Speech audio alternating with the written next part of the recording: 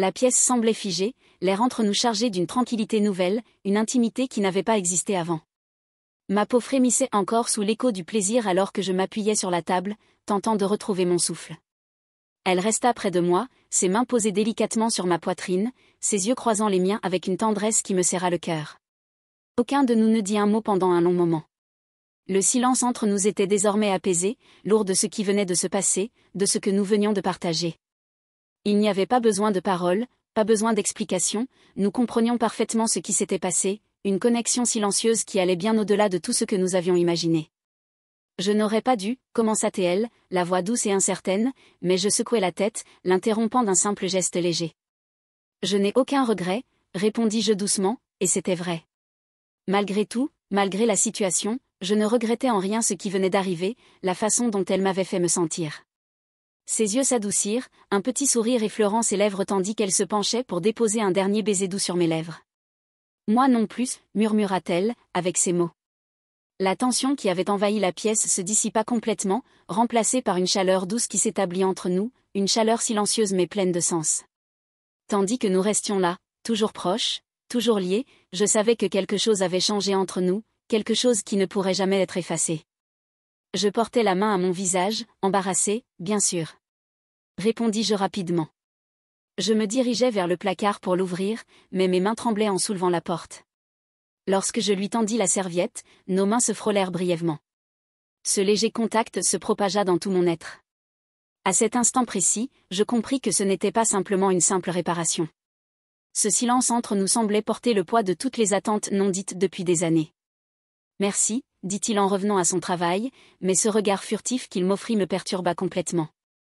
Je ne cessais de me demander, était-ce juste une impulsion passagère ou ce jeune homme avait-il réveillé en moi quelque chose qui dormait depuis trop longtemps? Alors qu'Otis s'agenouillait pour réparer le robinet, je continuais à arpenter la salle de bain. Mes mains ne savaient plus où se poser, elles étaient soit entrelacées, soit accrochées au comptoir. Le silence dans la pièce devenait de plus en plus oppressant, mais ce qui resserrait véritablement ma poitrine, c'était sa présence. Mes yeux se tournaient vers lui, malgré moi. Sa jeunesse, son énergie, sa concentration sur sa tâche. Je ne comprenais pas pourquoi, mais quelque chose en moi se réveillait.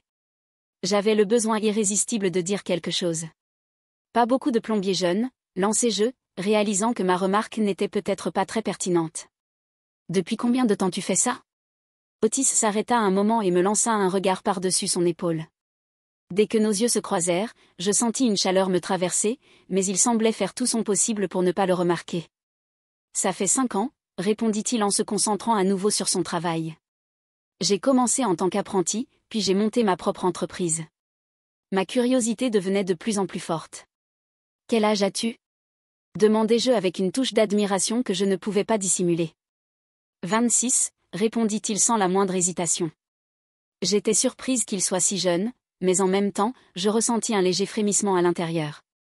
Sa jeunesse me fascinait, et curieusement, m'attirait.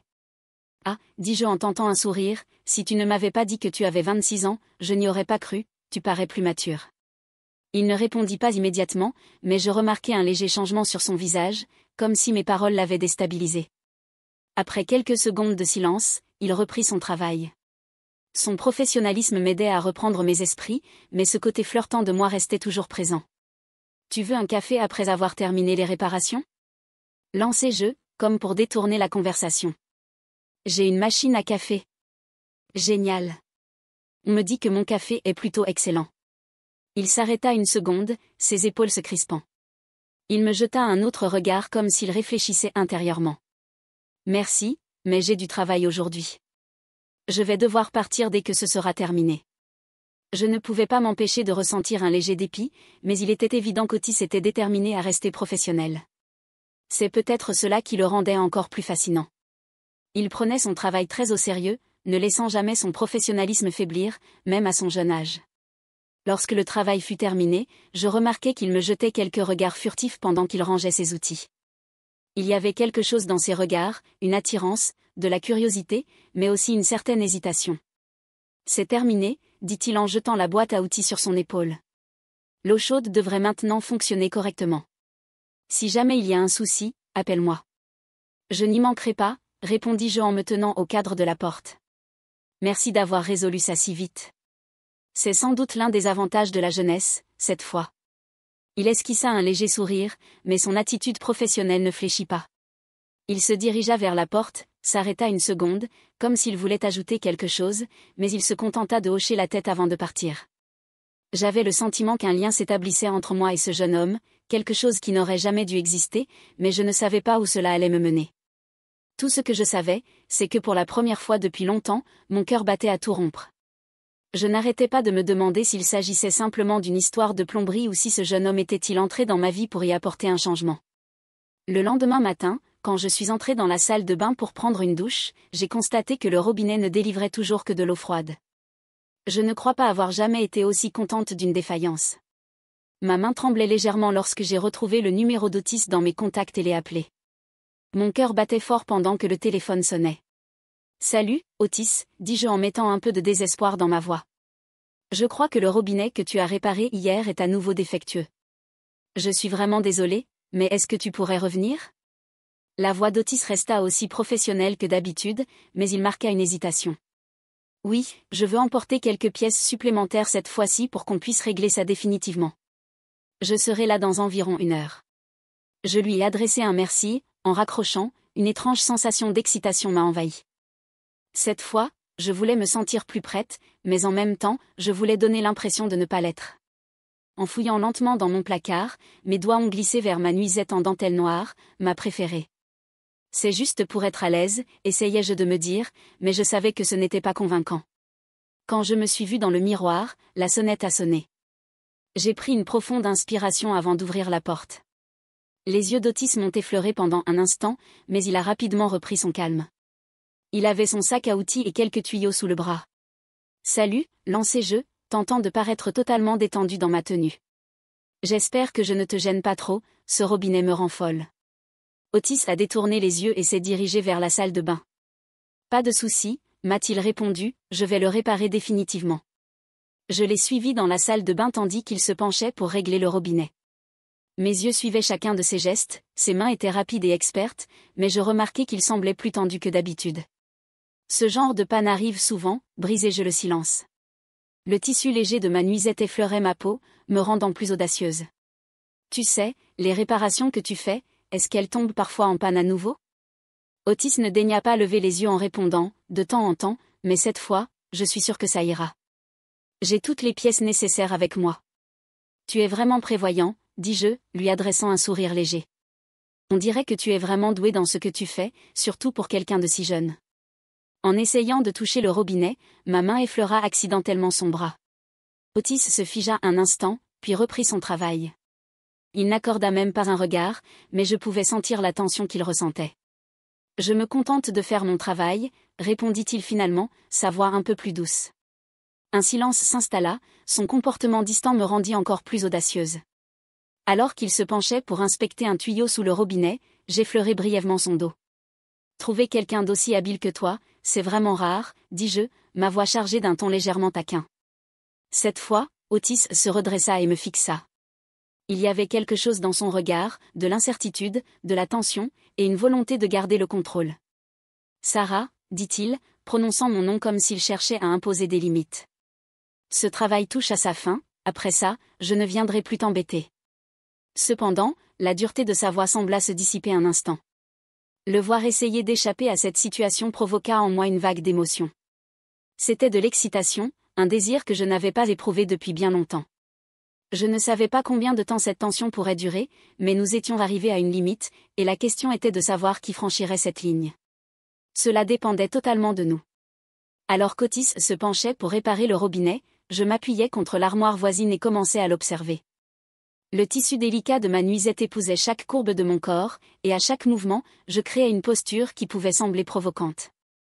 Otis feignait de ne pas remarquer, mais je détectais le léger tremblement dans ses mains. Ce tremblement prouvait qu'il ne luttait pas contre moi, mais contre lui-même. « Tu es vraiment sûr de ce que tu fais ?» demandai-je, adoucissant ma voix d'un ton moqueur. Otis ne leva toujours pas les yeux, poursuivant son travail, mais je remarquai que sa respiration s'accélérait légèrement. « Évidemment, » répondit-il. « C'est un jeu d'enfant, vraiment, » répondis-je en m'approchant un peu plus près. « Alors pourquoi ça se casse encore tous les 2 jours ?» Je m'accroupis légèrement comme si je prenais une serviette dans l'armoire. En le faisant, la bretelle fine de ma nuisette glissa de mon épaule. La sensation que cette nuisette me procurait m'encouragea davantage. Lorsqu'Otis leva les yeux vers moi, il les fixa un instant puis se remit au travail plus rapidement cette fois. Il semblait vouloir finir cette tâche au plus vite. Peut-être qu'il y a quelque chose d'autre dans la salle de bain qui cause ce problème, dit-il en serrant le robinet, mais sa voix trahit une légère hésitation, comme s'il tentait de garder le contrôle. Peut-être, dis-je en me reposant contre le meuble. Ou peut-être que le problème vient simplement du fait de ne pas trouver la bonne touche. Je laissais cette phrase s'épanouir dans l'air. Le silence devint soudainement plus lourd, et la tension dans cette petite salle de bain était presque palpable. Otis resta silencieux un moment, puis déposa ses outils et se redressa lentement. Ses mouvements étaient mesurés, mais son expression trahissait un conflit intérieur. D'un côté, il tentait de garder le contrôle, de l'autre, il luttait contre un désir qu'il ne pouvait plus cacher. Je me suis encore approché de lui, et à ce moment-là, la distance entre nous n'était d'à sans grave peine quelques centimètres. Je pouvais sentir sa respiration. Otis murmurait, ma voix presque inaudible, mais avant que je puisse ajouter quoi que ce soit, ses mains se posèrent sur ma taille. Les lèvres de Sarah étaient de plus en plus tendues à chaque seconde. Le tremblement dans le corps d'Otis était une indication que tout allait basculer très vite. Le silence entre nous n'était brisé que par nos respirations et nos cœurs qui battaient à l'unisson. À cet instant précis. Sarah, on ne devrait pas faire ça, dit-il, mais cette fois, sa voix était faible, pleine de résignation. Vraiment ? Répondis-je en me rapprochant encore davantage. Tu es vraiment sûr, Otis ? À cet instant, il hésita, comme s'il ne pouvait plus tenir, puis il m'embrassa soudainement sur les lèvres. Notre baiser débuta lentement, incertain, mais bientôt la passion entre nous éclata. Les yeux fermés, nous nous enlaçâmes profondément. Otis me rapprocha de lui. À chaque instant qui passait, nous avançâmes vers la chambre, bousculant les murs sur notre passage. Nos mains se croisèrent, nos cœurs s'accélérèrent, et dans un élan irrépressible, je sentis tout changer en un instant. Dès que nous pénétrâmes dans la chambre, Otis saisit fermement ma taille. Sans opposer de résistance, je pressai le pas. Tout s'était enchaîné si rapidement qu'avant même que je ne comprenne pleinement ce qui se passait, nous étions déjà happés dans cette attraction physique. Tandis que mon esprit tentait encore de tout analyser, mon corps avait déjà cédé à lui. C'était à la fois une erreur et quelque chose d'irréversible. Quand nous avons atteint la chambre, tout avait soudainement changé. Le t-shirt d'Otis se trouvait dans la salle de bain, et son pantalon était tombé près du lit. Ma nuisette légère était traînée dans le couloir, glissant sur le tapis. Tout était en désordre, mais aucun de nous ne pouvait se détendre. Nous étions allongés sur le lit, collés, nos corps encore unis, respirant en harmonie. Tout était arrivé si vite qu'à un moment donné, il m'a semblé que le temps s'était arrêté. Il m'était difficile de décrire mes émotions. Je me sentais comme si j'étais au centre de tout. Les bras d'Otis, fermes, entouraient mon corps. Mes yeux étaient fermés, mais j'entendais chaque son. « Tu arrives à respirer ?» demandai-je, un léger sourire aux lèvres, ma tête posée sur sa poitrine, mes mains restant sur son corps. Je sentais chaque mouvement qu'il faisait. « Oui, » répondit Otis, d'une voix tremblante mais calme. « Je crois. »« Oui, mais c'est la première fois que je ressens ça. » Il y eut un silence de quelques secondes. À cet instant, la respiration d'Otis se fit plus rapide, et je ne pouvais pas le manquer. « Vraiment ? » dis-je, mes lèvres encore plus chaudes que les siennes. « Alors qu'est-ce qu'on fait maintenant, Sarah ? » Je n'en ai aucune idée, mais je suppose que c'est aussi compliqué que ça, non, répondit-il en caressant mes cheveux. Mais une chose est certaine, avoir avec moi maintenant vaut plus que tout le reste. Un instant, je perdis toute notion du temps. Tout était flou dans mon esprit. Je savourais simplement l'instant, mais soudainement, la clarté envahit mes yeux et je me suis demandé si ce moment était vraiment un accès de folie ou quelque chose de plus profond. Comment on peut expliquer ça ? demandai-je en souriant légèrement. Il me fixa un instant, l'hésitation dans les yeux, mais aussi un désir intense. Je pense qu'on n'a pas besoin de l'expliquer, répondit-il lentement. Parfois, certaines choses ne nécessitent pas d'explication. Nous étions allongés l'un contre l'autre sur le lit, nos souffles se mêlant, emportés par la magie du moment. Mais une question tournait encore dans ma tête, était-ce simplement une folie passagère ou était-ce le début de quelque chose de plus ? Regardant lentement Otis dans les yeux, je lui demandai. « Et maintenant, comment ça se termine, Otis ?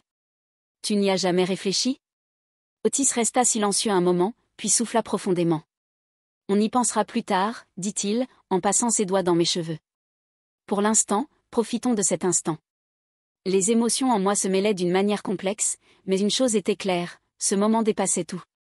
Cette nuit, cet instant, serait le nôtre, et quoi qu'il arrive, il resterait à jamais gravé dans nos mémoires. Puis un silence s'installa. Pourtant, ce silence offrait la possibilité de saisir quelque chose de plus grand que le passé, que l'avenir, quelque chose de plus que tout le reste.